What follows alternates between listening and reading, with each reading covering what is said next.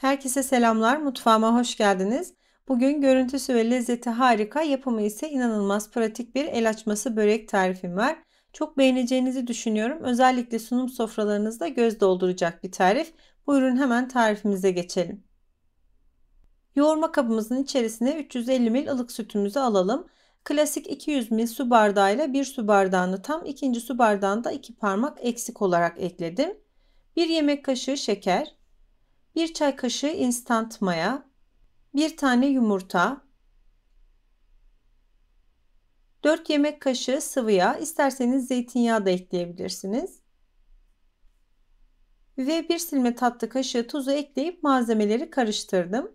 Bu arada yanıma 7 su bardağı un hazırladım. Kontrollü bir şekilde ekleyeceğim. En sonunda size ne kadar un kullandığımı da söyleyeceğim. Tariflerimde kullandığım ölçüleri ve malzeme listesini açıklama bölümüne ekliyorum. Oradan ulaşabilirsiniz.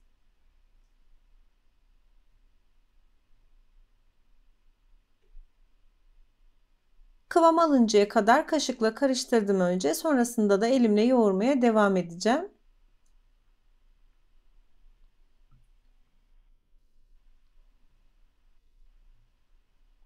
Unu mutlaka yavaş yavaş ekleyelim. Yumuşak, ele yapışmayan bir hamur olacak. Özellikle mutfak konusunda yeni olan arkadaşların kıvamı çok net görmeleri için kesmedim. Olabildiğince sadece hızlandırdım. Her aşamasını görün istedim. Umarım sıkılmazsınız. Bu tarz hamurlar yoğruldukça güzelleşir. Yani yoğrulmayı sever. O yüzden mümkünse bir 10-15 dakika kadar uzun uzun yoğurun.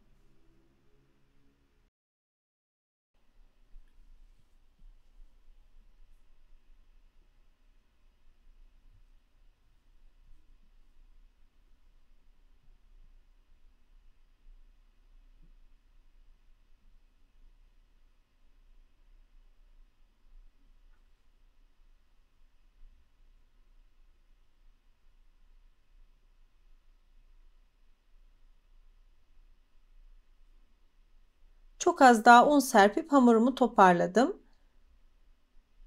Ve ben 5 su bardağı un kullandım ama dediğim gibi bu ununuzun kalitesine göre değişiklik gösterebilir. Lütfen kontrollü ekleyin. Gördüğünüz gibi pürüzsüz, inanılmaz güzellikte bir hamurumuz var. Sizlere kıvamını hemen yakından da göstermek istiyorum. Ele yapışmayan yumuşaklıkta. Şimdi hamurumuzun üzerini kapatıp bir 45 dakika kadar mayalanmaya bırakalım. Biz de bu arada iç harcımızı hazırlayalım.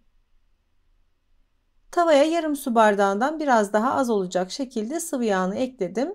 Şimdi üzerine de 400 gram az yağlı kıymayı bırakıyorum. Sizler isterseniz kuzu kıyma da kullanabilirsiniz. Ben dana kıyma kullandım. Tabi bu damak tadınıza göre değişiklik gösterebilir. Bu şekilde biraz ezerek kavurursanız eğer kıymanızda topaklaşma da olmayacaktır. Kıyma suyunu bırakıp tekrar çekinceye kadar bu şekilde kavurmaya devam edelim. Bu arada ocağımızı da mutlaka orta ateşte ayarlayalım.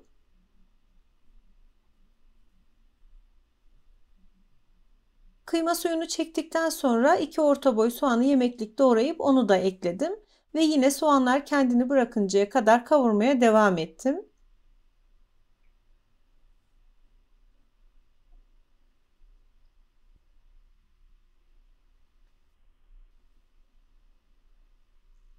Şimdi üzerine 1 tatlı kaşığı tuz ve 1 çay kaşığı da karabiber ekledim. İsterseniz baharatları damak tadınıza göre çeşitlendirebilirsiniz. Gördüğünüz gibi gayet güzel kavruldu.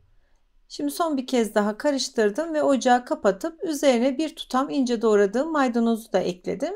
Tekrar karıştırıp artık kıymalı harcımı soğumaya bırakacağım.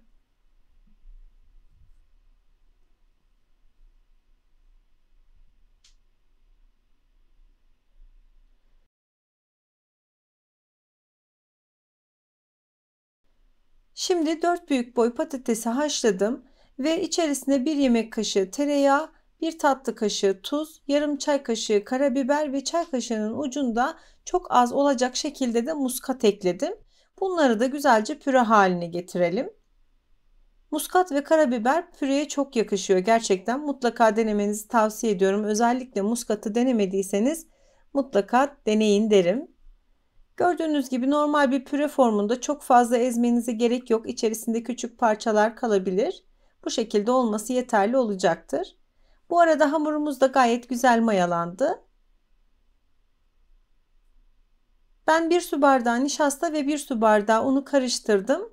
Yufkalarımızı bununla açacağız. Tezgaha biraz serptim. Üzerine de hamuru çıkartacağım şimdi.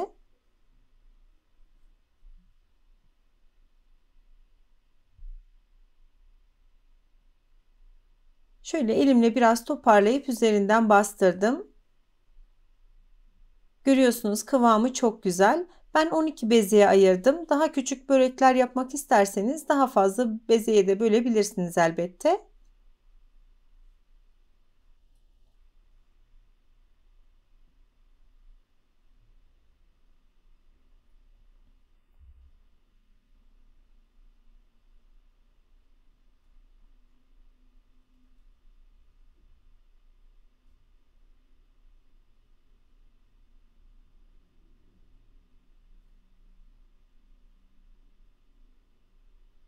Bezelerimizin hepsini bu şekilde hazırladıktan sonra üzerini mutlaka bir poşet ve bezle kapatıp 10-15 dakika kadar dinlendirelim. Sonrasında da inşallah açmaya başlayabiliriz artık. Hazırladığım nişasta ve un karışımından biraz tezgaha serptim ve bezenin bir tanesini alıp bir pasta tabağı büyüklüğünde açacağım.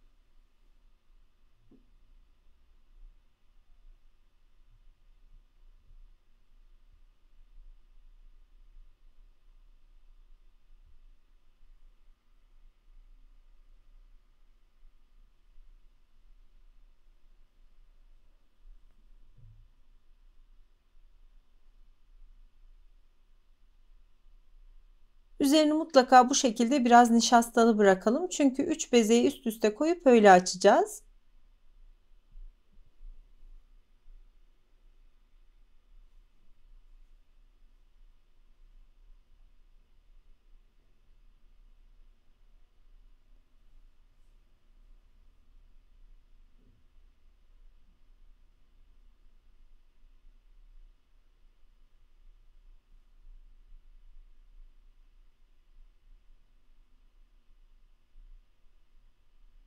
Şimdi diğerlerini de üzerine koyacağım ve kenarlarındaki nişasta ve un karışımını mutlaka temizleyelim. Çok fazla olmasın. İlk önce kenarlarını inceltelim. Ortası zaten kendiliğinden açılacaktır. Çok fazla da basmadan yavaş yavaş yapıştırmadan açalım yufkalarımızı. Arada bir de bu şekilde alt üst edelim ki hem alttaki hem de üstteki yufkanın ebatı eşit bir şekilde açılsın.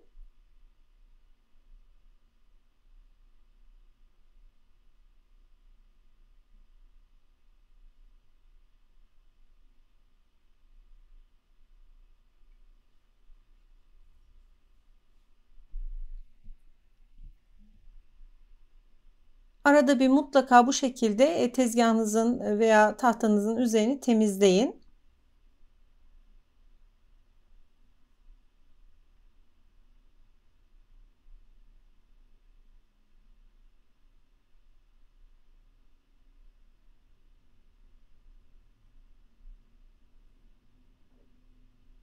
Artık yufkamın üzerindeki nişastayı yedirmek için oklavayla açmaya devam edeceğim.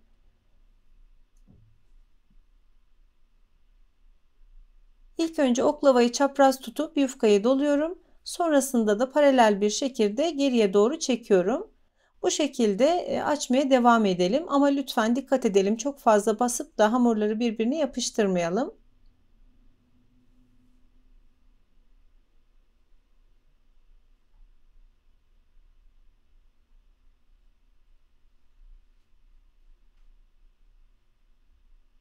Şimdi diğer tarafını çevirdim ki o taraftaki nişasta da tekrar hamur güzelce içine alsın diye.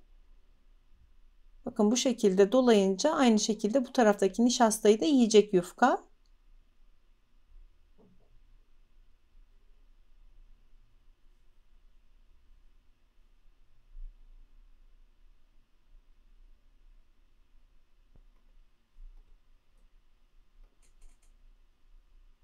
Ben yufkaları 30-35 santime batında açtım. Şöyle görüyorsunuz gayet kolay bir şekilde ayrılıyor. Herhangi bir yapışma yok. Sadece biraz dikkatli ayıralım. Böylece 3 yufkayı aynı anda açmış olduk. Dediğim gibi gayet pratik bir börek. Şimdi hepsini ayıralım ve sonrasında artık böreğimizi yapmaya başlayabiliriz.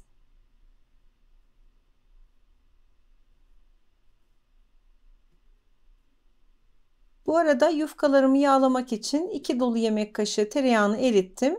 Üzerindeki köpüğünü alıp içerisine yarım çay bardağı da sıvı yağ ekledim. Mutlaka köpüğünü alın çünkü bu yağlı kısım aynı zamanda böreğimizin dış kısmı da olacak. Dolayısıyla üzerinde küçük yanıklar oluşmasın. Bu şekilde her yerini yağlayalım. Her yerine değmesi için de şöyle katlayarak yağlamaya çalıştım ben.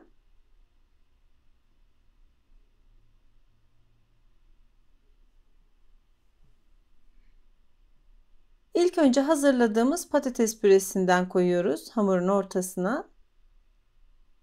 Şöyle bir yemek kaşığından biraz daha fazla olacak kadar koydum. Ortasını biraz düzleştirelim. Ve hazırladığımız kıymalı harçtan da bir dolu yemek kaşığı ekliyoruz bunun üzerine.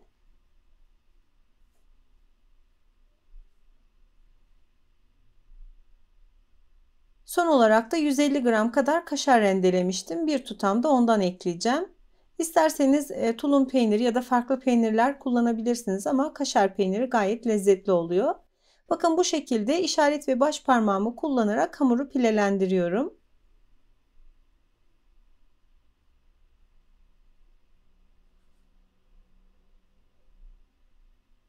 Şimdi kendi etrafında şöyle dikkatlice çevirelim. Ve kenarlara doğru açalım bu üst kısmını.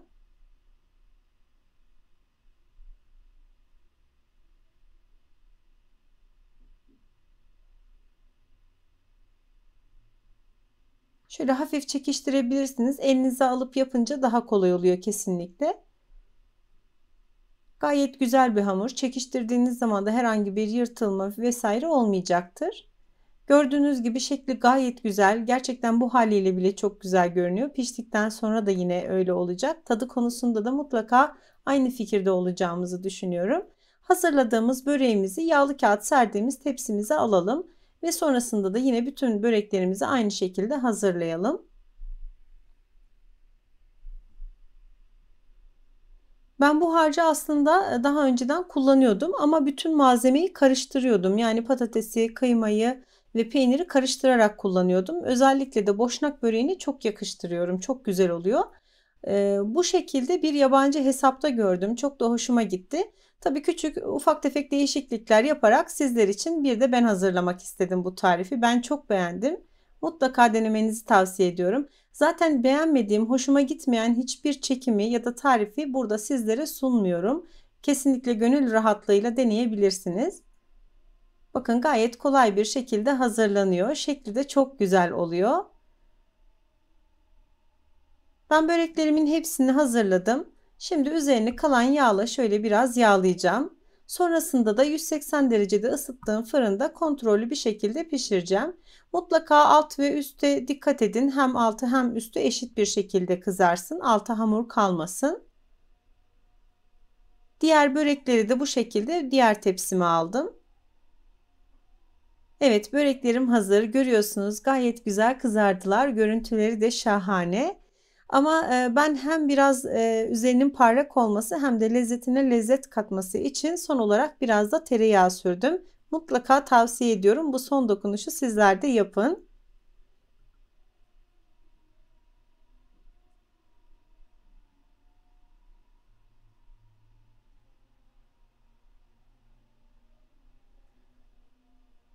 Şu kenar kısımlarında ve şurada çok küçük bir açılma olmuş. Oradan iç harcı çok az olacak şekilde akmış ama hiç önemli değil. Şöyle yakından göstereyim. Bakın üstü altı gayet güzel eşit bir şekilde kızardı. Nişastayla açtığımız için çıtırlık demeyeyim ama hafif bir kıyırlık da var. Gerçekten hem yumuşacık bir lezzet çok güzel oluyor. Mutlaka denemenizi tavsiye ediyorum. Hemen servis tabağına alıp sizlere yakından içini de göstermek istiyorum.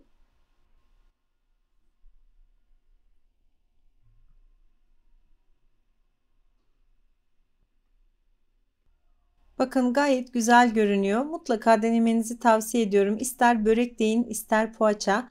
İsterseniz ara sıcak olarak servis edin, isterseniz de kahvaltı sunumlarınızı hazırlayın. Tamamen size kalmış. Her sofraya çok yakışacak bir lezzet. Umarım sizler de bu güzel tarifi dener ve beğenirsiniz. Videomu beğendiyseniz kanalıma abone olmayı, bildirim zilini açmayı ve yorumlarınızla destek olmayı unutmayın lütfen. Yeni tariflerde görüşmek üzere. Hoşça kalın. Allah'a emanet olun.